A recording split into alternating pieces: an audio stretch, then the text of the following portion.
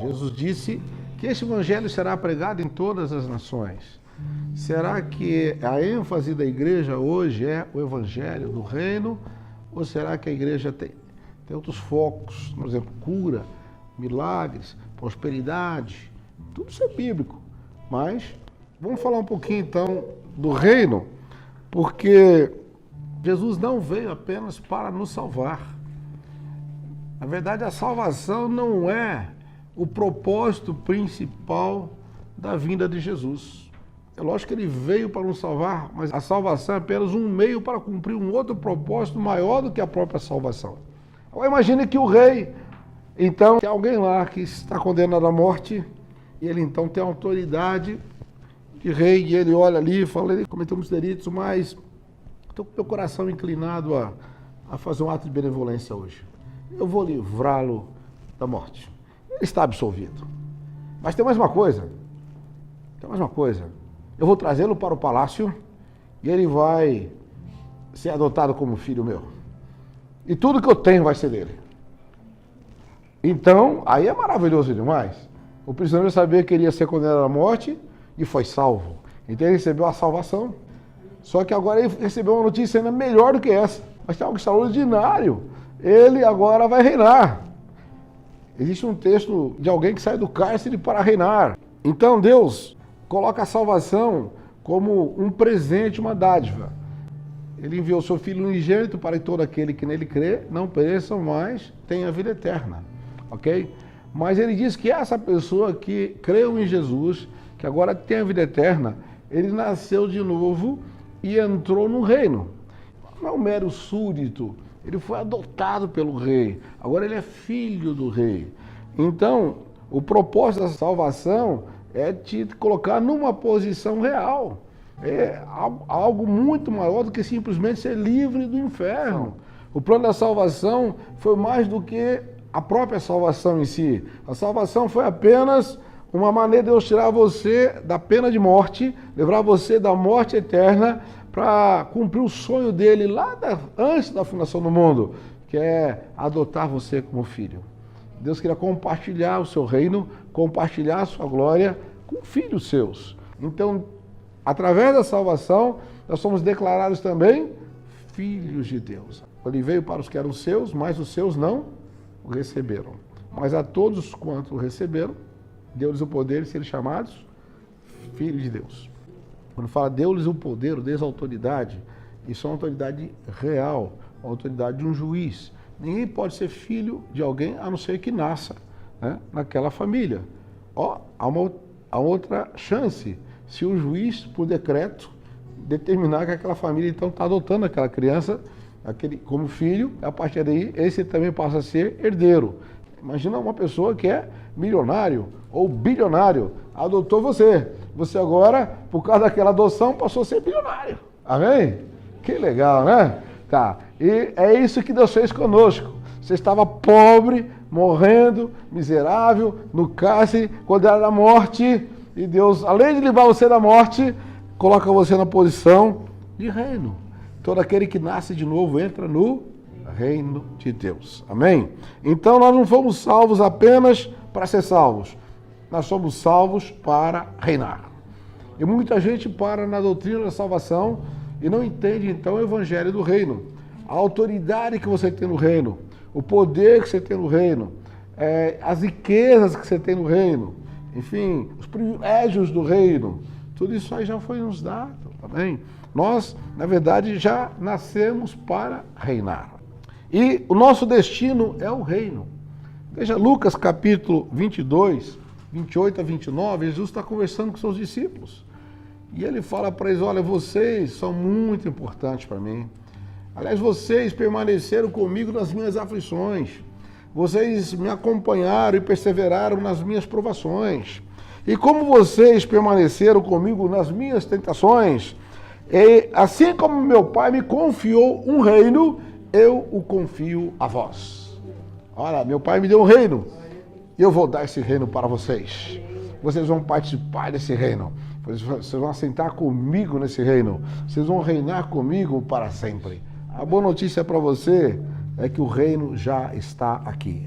Jesus disse, arrependei-vos porque vos é chegado o reino dos céus. Jesus veio trazer de volta o reino que Adão perdeu lá no Éden. Deus colocou ali o Adão como uma espécie de vice-rei, né? Tipo assim, Deus é que manda em tudo, né? No universo, no céu e na terra. Mas falou, Adão, aqui você é que manda. O paraíso está sob o seu governo. Toma conta do paraíso. Toma conta aqui, hein? Vigia bem, guarda bem. Deus colocou o homem ali para governar sobre os animais e sobre todas as criaturas. E o homem foi colocado ali, mas por causa do pecado, o homem perdeu esse direito e foi expulso do paraíso e ele foi lançado no reino das trevas. E lá no reino das trevas tem um rei também, certo? E tem o rei das trevas, assim como tem o rei da luz. O rei da luz é Jesus, mas o rei das trevas é terrível. Ele é totalmente cruel, ele é 100% maldoso, impiedoso, mas Deus é 100% amor. Deus é 100% benigno, bondoso e esse Deus maravilhoso. Aí perguntaram, mas Jesus, como explica melhor o reino de Deus? Quando é que ele virá? Como é que vai ser? Jesus falou, o reino de Deus já está entre vós. Aliás, o reino de Deus, ele não vem com aparência visível. O reino de Deus é invisível e ele já está dentro de vós. Você que agora nasceu de novo, já não está mais debaixo do reino de Satanás, do reino das trevas. A Bíblia diz que ele nos transportou do reino das trevas, nos tirou do reino das trevas, nos transportou para o reino do Filho do seu amor. Significa que agora você está no reino da luz. O reino já começou. Como você sabe que o reino já está aqui? Bom, é muito fácil. Se você recebeu um rei no seu coração, onde tem rei, é um reino. Se seu coração hoje tem um rei, que é Jesus, então o reino de Deus já está aqui.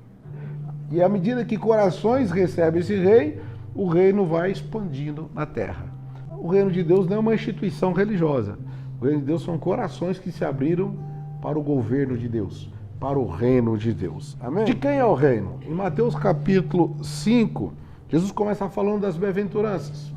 Versículo 3. Bem-aventurados os pobres em espírito, pois deles é o reino dos céus. Pobre de espírito não é uma pessoa que mora embaixo da ponte, uma pessoa que não tem dinheiro. Não, ele está falando pobre em espírito. Não vamos confundir pobreza material com pobreza espiritual. Há muito pobre que é pobre materialmente, mas ele é orgulhoso. Ele é rico no sentido de que aquilo que ele tem, ele não abre mão da sua religião, da sua tradição, dos seus pequenos bens, mesmo que seja pouca coisa, não importa. Aquilo ali ele é o centro do coração dele. Aquilo é o tesouro dele. E Jesus disse, onde estiver o teu tesouro, aí estará o teu coração. É por isso que nosso tesouro não está aqui, está no céu. Nosso tesouro é ele, nosso tesouro é uma pessoa. Essa pessoa tem nome, quem é? É Jesus. Mas, quando você então está no reino, você não precisa se preocupar com nada, nem com seu suprimento. Porque quem deve se preocupar com isso é o rei. O rei deve se preocupar com o suprimento do reino. E é exatamente o que Deus faz. Mateus 6,33, ele falou, se você colocar este reino, que é o reino de Deus, em primeiro lugar na sua vida, todas as demais coisas serão acrescentadas. Que promessa maravilhosa. O que significa colocar o reino em prioridade? Significa que nada é mais importante do que o reino. E tudo que você colocar como mais importante do que o reino se torna uma idolatria. Porque aquilo aí toma o lugar de Deus. O reino de Deus é que importa. Muitas vezes a gente fica preocupado com a família, fica preocupado com o nosso trabalho, com nossas posições, com nossas coisas, e esquecemos que o mais importante é que Ele governe, que Ele reine, que haja um pleno direito de governo de Deus em nossas vidas. Então nós abrimos mão do trono do nosso coração e falamos, Senhor, vem reinar plenamente, o teu reino está em primeiro lugar. Jesus disse assim, aquele que não renuncia a tudo quanto tem, não pode ser meu discípulo. Será que nós temos renunciado tudo? Renunciado só algumas coisas. Renunciar a tudo significa, Senhor, nada é mais importante do que o Senhor na minha vida. esse carro, essa casa, esse emprego, esse trabalho, inclusive o meu corpo, a minha saúde, minha moral, o meu nome, nada é mais importante do que o teu reino. Eu vou fazer uma pequena parábola do propósito de Deus para a sua vida. Está no Salmo 105, 16 a 22. E fala aqui de um moço chamado José. É um dos 12 patriarcas que aparece na Bíblia, da linhagem de Abraão. Mas aconteceu algo terrível na vida de José. Ele foi vendido pelos seus irmãos, esses que o compraram, levaram-no para o Egito, venderam-no para um oficial do rei, e lá ele ficou como escravo. E de lá aconteceu um incidente terrível com a esposa do Potifar. Ele foi caluniado de assédio sexual, que não foi verdadeiro, mas ele foi lançado na prisão e ficou alguns anos na prisão. O Salmo 105 faz uma recapitulação da vida de José. Diz aqui que Deus mandou vir fome sobre a terra e destruiu todo o seu sustento. Enviou adiante deles um homem chamado José, que foi vendido como escravo. Machucaram-lhe os pés com correntes e com ferros, prenderam-lhe o pescoço, até que a palavra do Senhor o provou. Um dia o tempo chegou. Que tempo maravilhoso. Diz aqui, o rei mandou soltá-lo. Olha, o rei mandou soltá-lo. O governante dos povos o libertou. Ele o constituiu senhor de seu palácio, administrador de todos os seus bens. Há um paralelo aqui entre José e a igreja. Porque José, ele foi vendido como escravo, e ele depois ficou acorrentado como escravo. Ele não podia sair dali, e só saiu dali por um decreto do rei. O paralelo é que nós também fomos vendidos como escravos para o pecado. Nós fomos não só escravos, mas também depois fomos encarcerados, como José. E nós só fomos libertos por um decreto do rei. E um dia o rei decretou, você está liberto, você agora está livre, o pecado não pode mais te prender, você não é mais escravo. Amém? Amém. Mas há um paralelo ainda bem que se aproxima do José aqui, porque José não foi só liberto da prisão, ele foi para o palácio para reinar. Significa que Deus não tirou você apenas da prisão, não tirou apenas da escravidão, Deus te coloca no palácio para reinar. É isso que está escrito na sua palavra, em Efésios, capítulo 2, que diz que ele nos ressuscitou com Cristo e nos fez assentar com ele nas regiões celestiais em Cristo. Onde você está assentado? Posição de autoridade. Amém? Para reinar. Quem se assenta no trono é para reinar. Hoje nós estamos reinando, mas não reinamos sobre as pessoas, reinamos sobre as trevas. Então o inimigo agora está sob o domínio, está subjugado pela igreja. A igreja tem autoridade. Jesus falou assim, eu vos dou autoridade, eu vos dou poder para pisar serpentes e escorpiões. De quem ele estava falando? De bichinhos? Não, ele estava falando de demônios. Serpentes e escorpiões, ele estava falando de demônios. Ele falou, vocês agora têm autoridade para pisar. Olha, então, quem pisa uma serpente, quem pisa um escorpião é porque tem autoridade. O Satanás está debaixo dos nossos pés, porque Jesus falou, você pode pisar na cabeça dele. Ele pode escravizar muita gente, mas você não. Com você ele já não tem mais autoridade. Porque você foi livre do cárcere por um decreto do rei e foi levado para o palácio como José. E falou assim, agora você agora é que manda. O rei deu toda a autoridade para José. É interessante que Faraó falou para José, olha, aqui no Egito todo, aqui, abaixo de mim, quem manda é você. É a nossa posição com Deus. Abaixo de Deus, nós mandamos em tudo. Só não mandamos em Deus. Porque abaixo dele está tudo debaixo do governo da igreja. Amém? Amém. A igreja tem autoridade total. A igreja tem autoridade, sim ou não? Sim. Amém? Autoridade. Falou, se vocês, mesmo 2 ou 3 aqui na terra ligar, é ligado no céu. 2 ou 3 concordarem em oração, será feito. Autoridade, autoridade. Isso é reinar. Amém? É tomar posição de autoridade. E ainda falando sobre a questão do reino, para concluir aqui, eu queria dizer da autoridade que a igreja tem na terra.